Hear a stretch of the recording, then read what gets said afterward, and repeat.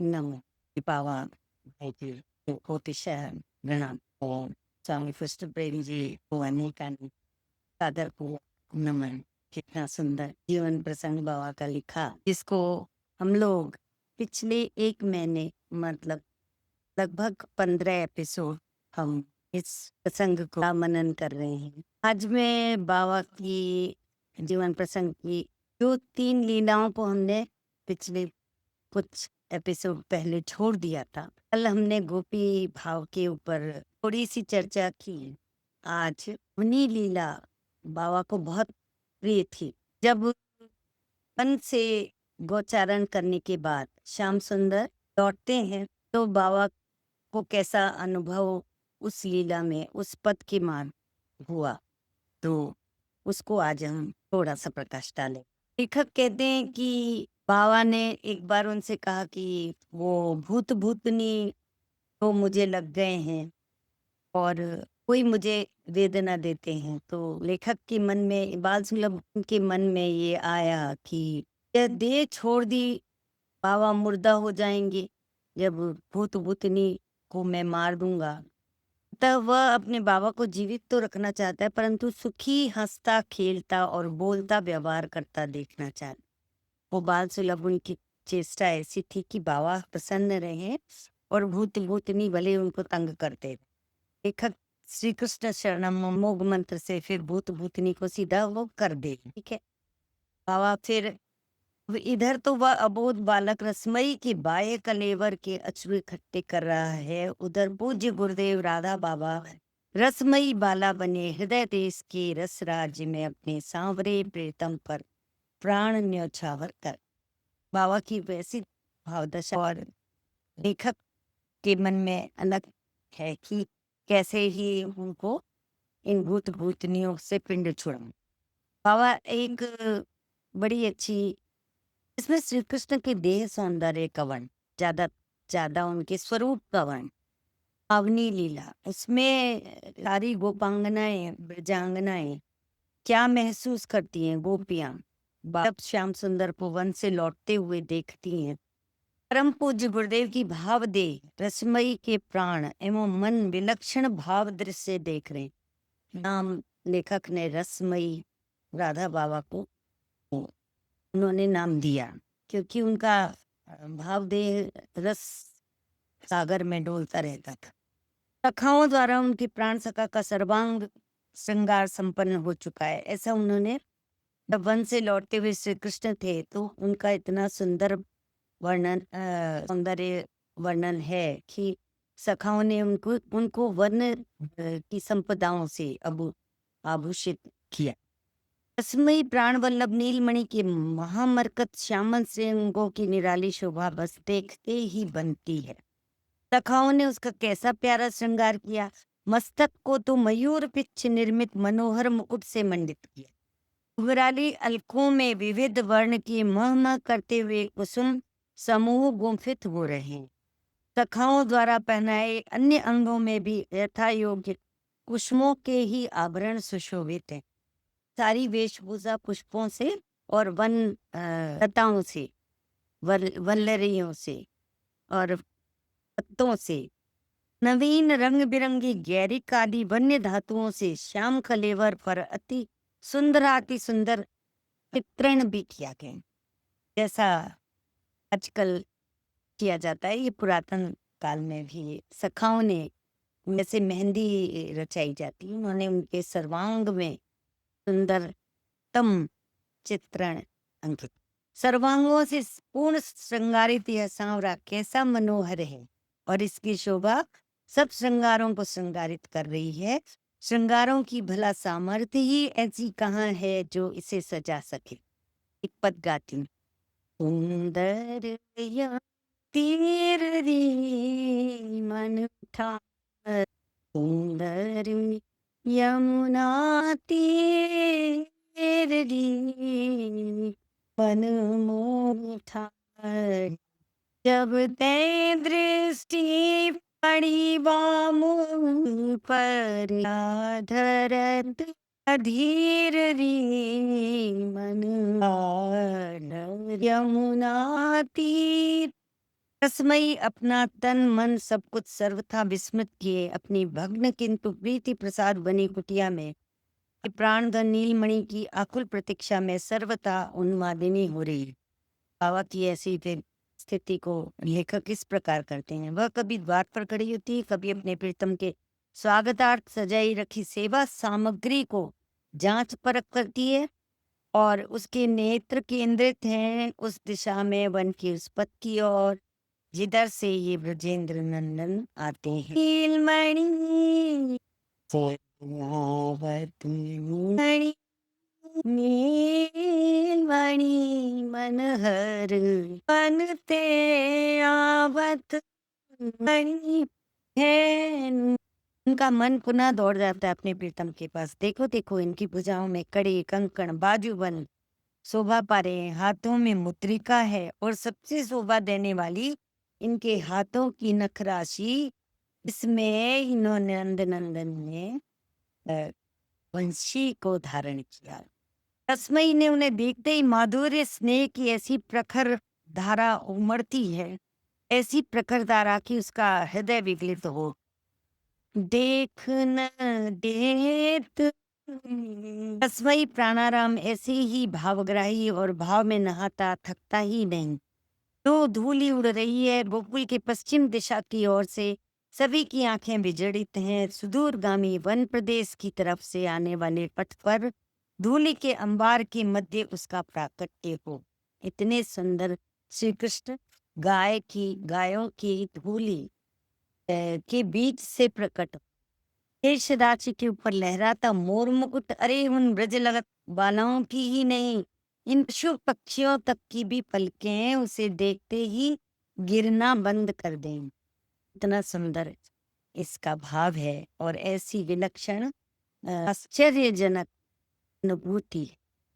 देख न देत इन पलकें सुंदर बदन लाल गिरधर को मानो वज्र की पलकें। देख न दे पल ऐसे मुख देखन को सजनी काल में नंददास जब जड़न की यह गई नंदस तब जड़न की यह गति तीन मरत भावे जल के देख न दे पल के।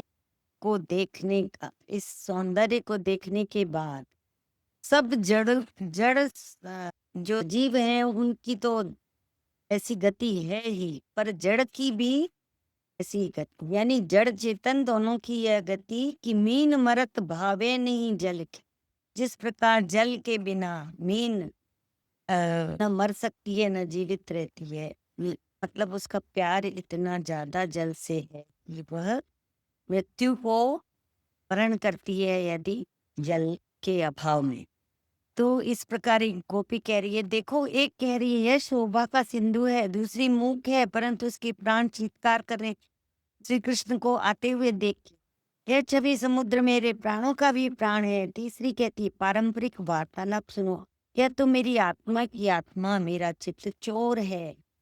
छतों पर चढ़ी झुंड की झुंड इन गोपियों में उनको देखने की कैसी आतुरता है। उनके प्राणों की समस्त शक्ति नेत्रों में ही समाहित हो जाती। एक गोपी कहती है, हे बहना सखी, ये सखागण कैसे सौभाग्यवान हैं जो इसे नित्य नवीन श्रृंगार से सजाते हैं। इन्हें जितने भी वन में सुंदर सुगंधित पुष्प मिल पाते हैं सभी पुष्प इनकी घुंघराली केश राशि में खोस देते हैं। इस पीले कर्णिकार पुष्प की कैसी शोभा है जिसकी एक कान में कुंडल की तरह सज्जित है। दूसरी बोलती है, नंद रानी तो इसके प्रेम में ही विशुद्ध रहती है। यशोदा की दासियां इसके तुलसी कुसुम से पटकीले पतले कानों में मोटे मोटे स्वर्ण कुंडल जो रत्नों से और भी भारी हो कानों में लटकाने से मुकुट को सिर में ढोने से कितना कष्ट पाता होगा ये सुकोमल शरीर।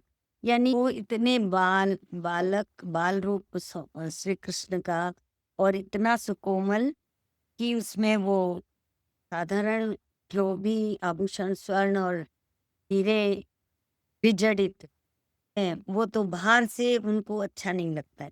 ये कठोर हीरक माणक एवं भारी मणियां इसके कोमल अंगों में कितनी चुभती होंगी, गोपियां सुनती हैं, कहती हैं।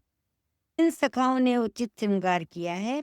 सब धातुओं को, मणियों, पत्थरों को वन में फेंक कर इसका पुष्प श्रृंगार कर दिया। तीसरी कहती है, ये वन पुष्प भी विचित्र है। इन पुष्पों में हीरक मणियों सी ज्योति निकलती, न जाने कहाँ से ये पुष्प हीरों की सी ज्योति निकालकर इसके कपोलों को दमका रहे हैं। और चौथी कह रही है, इस सखा समूह ने तो पूर्णिमा में चांद को ही मानो उसके ललाट पर विजड़ित कर दिया। क्या ही प्यारा बिंदु इसके ललाट पर लगाया। कुमकुम में तो ऐसी शोभा नहीं होती। ये सखा अपने सखा को कैसे सजाते हैं, इसको संपूर्ण अंगों को चित्रित करते हैं। अब पांचवी की बात सुनो। वह कह रही है, देख रही सखी, दल के दल मधुमत्तम भ्रमर मंडरा रहे हैं। कुछ तो ब्रजेंद्र नंदन के कंठ देश वक्षस्तर पर झूलती हुई वनमाला पर भी आविराजे। इन सभी का एक स्वाभाविक गुंजन है और नील सुंदर की अद्भुत अलौकिक परम मनोहारिणी अनुकृति का रागमय स्वर स्पंदित हो रहा है तथा उसमें मिल रही है शिशुओं के आह्लाद पूर्ण श्री कृष्ण सुयश संगीत की ललित लहरियां। तीनों का विचित्र सुंदर सम्मिश्रण हो रहा है। विचित्र सा समा बना है। वृंदावन बिहारी लाल की जय। मैं एक छोटा सा पद और गाती हूँ। इसमें भगवान को गोपियां इस प्रकार गिरिवर रूप धारण, क्योंकि आजकल गिरिराज जी का पूजन वृंदावन में, गोल सब जगह, मथुरा में जन्माष्टमी का पर्व आने वाला है। कान्हर कारोरी नीरियो ब्रजो जिया, 8 बरस के सांवरिया ने गिरिवर धार्यो री कानर। 7 बरस सांवरिया ने गिरिवर धार्यो री। काली हृद में साप न थायो, दावानल मुख पान करायो। आवर्त बकनग से असुरन मार पछार्यो री। अरज उजिया हीर चोर चित चोर और दधि चोर कहायो री। अरियो कानर कारोरी यो ब्रज उजियारो री। 7 बरस के सांवरिया ने गिरिवर धार्यो री। देखो देखो, शोभा समुद्र गोपी बल्लभ गौओं के पीछे पीछे कैसा मधुर नृत्य कर, की चाली नृत्य करती हुई है। वो नृत्य भंगिमाओं में दौड़ते हुए आते हैं। उनकी अंजलि में न जाने कहाँ से पुष्प भर जाते हैं और अटारियों पर चढ़ी उनकी उस तृष्ण नयनों से देखती वृजांगनाओं की ओर वो उन फूलों को फेंकते। इस प्रकार पुष्प उछालता है कि पुष्प सीधे उनके कपोलों पर, उनके आनंद पर गिरते हैं और वे तीती देवियां भी उत्तर में इस पर इतनी पुष्पमालाओं की, पुष्पों की वर्षा करती हैं कि संपूर्ण गोकुल का राजपथ पुष्पों से भर। सुंदर सुख सदन, सुंदर बदन, सुख सदन सुंदर। दुर्गा जी का बहुत सुंदर पद है। इसे भी आप अवश्य ही मेरे स्पिरिचुअल सुनने की कोशिश करेंगे, कभी मैं जरूर डालूंगी।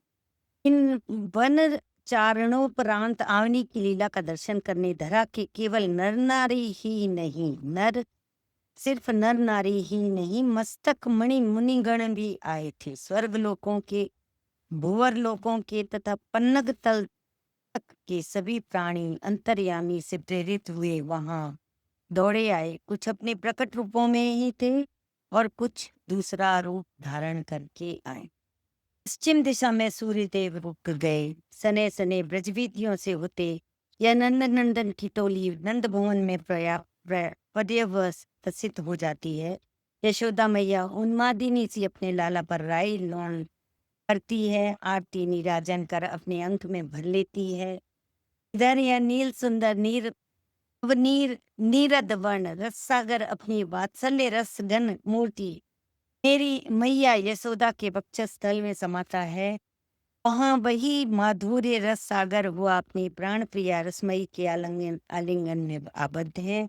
और ठीक इसी समय श्री पोदार महाराज की हवेली में अपने बाबा के कंठ से एक एकादश वर्षीय लिपट जाता है बालक।